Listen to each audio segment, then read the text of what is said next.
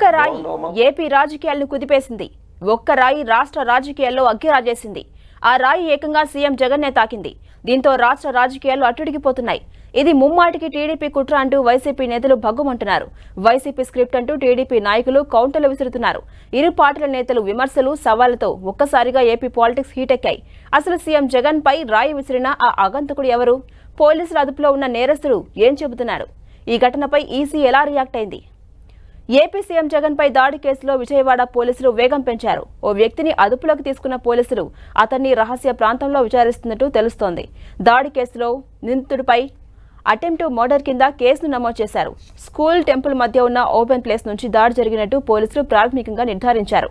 ఇప్పటికే ఘటనా స్థలం నుంచి పోలీసులు కొన్ని ఆధారాలు సేకరించారు. ఇక టాస్క్ ఫోర్స్ ఆధ్వర్యంలో ఉన్న 6 బృందాలు 20 మంది సిబ్బందితో కేసును దర్యాప్తు చేస్తున్నాయి. జగన్ బస్సు యాత్ర జరిగిన టూర్ మ్యాప్లో ఉన్న సీసీటీవీ ఫుటేజ్లపై దర్యాప్తు బృందాలు ఫోకస్ పెట్టాయి. సమీపంలో ఉన్న స్కూల్స్, ఇళ్లు, షాపుల్లో ఉన్న సీసీటీవీ ఫుటేజ్లను పరిశీలించారు. జగన్ పై దాడికి ఉపయోగించిన రాయి గుర్తించడానికి ఘటన జరిగిన పరిసర ప్రాంతాలను క్లూస్ టీమ్స్ జల్లెడపట్టాయి.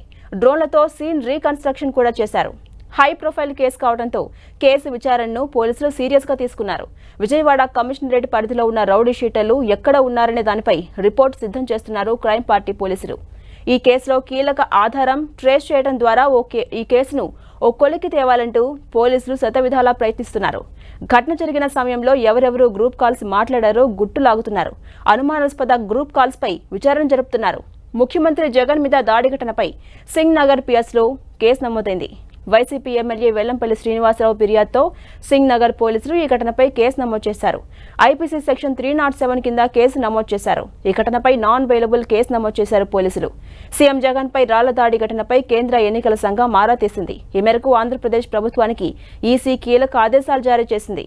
సీఎం జగన్ పై ఎన్నికల ప్రచారంలో జరిగిన రాయి దాడి ఘటనపై పూర్తి డీటెయిల్స్ అందించాలంటూ రాష్ట్ర ప్రభుత్వాన్ని ఆదేశించింది. ఇక సీఎం జగన్ పై దాడి ఘటనపై వైసీపీ ఇప్పటికే సీరియస్ గా ఉంది. సచివాలయంలో ఈసీకి వైసీపీ ఫిర్యాదు చేసింది. సీఈఓ ఎంకే మీనాను, సజ్జల రామకృష్ణారెడ్డి, పలువురు వైసీపీ నేతలు కలిసి కంప్లైంట్ చేశారు.